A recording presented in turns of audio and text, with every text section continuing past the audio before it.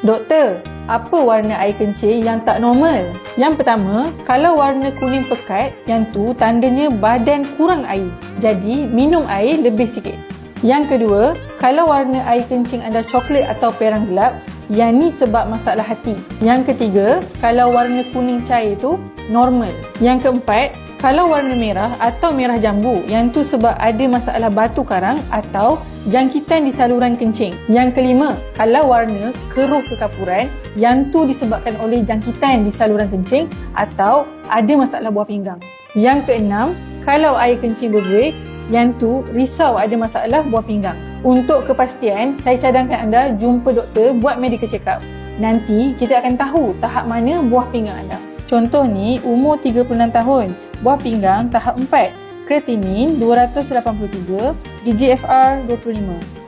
Buat ujian saringan kesihatan awal, dapat cegah banyak komplikasi organ.